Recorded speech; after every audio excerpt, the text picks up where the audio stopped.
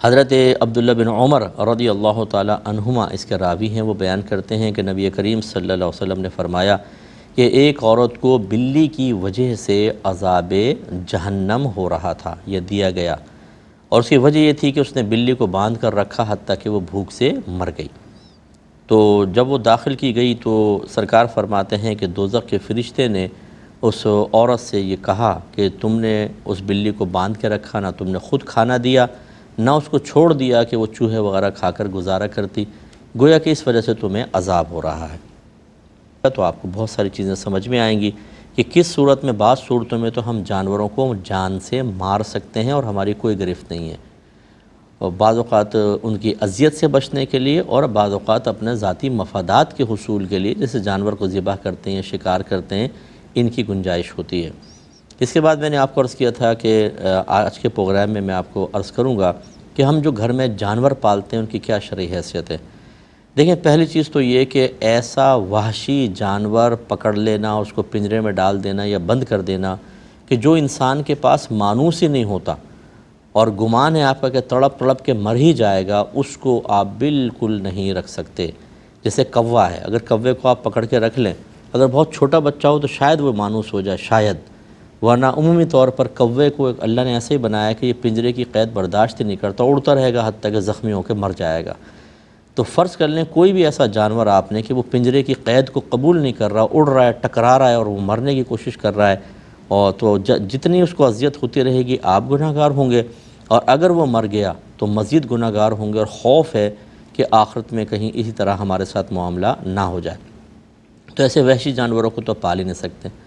دوسرا یہ ہوتا ہے کہ کیج برڈز ہوتے ہیں بعض اوقات جو پنجرے میں رہنے کے عادی ہوتے ہیں، جیسے آسٹریلین طوطے ہیں یا گرین پیرٹ ہوتے ہیں اور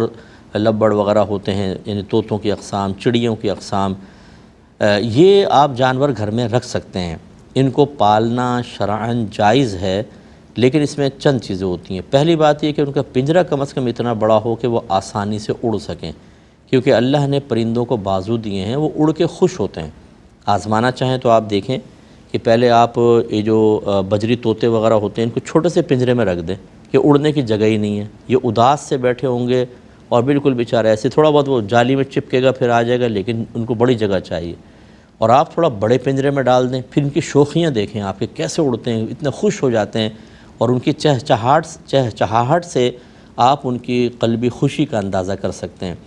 تو اتنے چھوٹے پنجرے میں ڈال دینا، بعض لوگ کبوتر پالتے ہیں، ایسے موٹے موٹے کبوتر ہوں گے اتنا سا دڑبا کہ بیچارہ وہ کبوتر نر جو ہے وہ گٹروں کر کے گھوم ہی نہیں سکتا صحیح، کبھی دم ٹکراتی ہے، کبھی یہ، اتنے سے پنجرے میں۔ یہ یاد رکھیں کہ یہ گناہ ہے، اتنا چھوٹا پنجرہ کہ جس میں بیچاروں کو صحیح طرح سکون سے وہ چل پھر نہ سکیں، تھوڑا بہت اڑ نہ سکیں، یہ غلط ہوتا ہے، اس طرح نہیں کریں۔ اب اگر آپ نے بڑے پنجرے کے اندر رکھا ہے اور جانور خوش ہے، اس کے لیے اسپیس آپ نے دیا ہے، اس کے بعد اگلی چیز ہوتی ہے اس کے دانہ پانی کا خیال رکھنا۔ رحمت کونین صلی اللہ علیہ وسلم ارشاد فرماتے ہیں کہ جب تم جانور کو پالو تو دن میں 70 بار اس کو دانہ پانی دکھاؤ۔ اچھا، 70 بار سے مراد گن کے 70 دفعہ نہیں ہے، بلکہ مراد یہ ہے کہ بکثرت دکھاؤ، یعنی وہ بھوکا نہ رہے، پیاسا نہ رہے۔ بعض لوگ ایسے ہوتے ہیں اس کی جو پانی کی پیالی خشک ہو چکی ہے بیچارہ، اور گرمی اتنی شدید، یاد ہی نہیں تھا جی ہمیں پانی ڈالنا، حتیٰ کہ وہ مر جاتے ہیں جانور، یا مسلسل بیچارے وہ ہانپ رہے ہیں، آپ آرام سے اے سی چلا کر بیٹھے ہوئے ہیں۔ جانور پالنے کا شوق ہے تو اس کا خیال کریں۔ دانہ ختم ہو گیا ہے، جانور صبح سے بھوکا بڑا ہوا ہے، آپ کو خیال ہی نہیں ہے کہ مجھے ڈالنا ہے اس کے اندر، تو یہ بھی گناہ ہے، یاد رکھیں۔ جتنے دیر وہ بھوک اور پیاس کی اذیت اور تکلیف برداشت کرے گا آپ کو گناہ ملے گا۔ اس لیے تو جانور نہ پالیں، اور پالیں تو اگر آپ نہ پالتے تو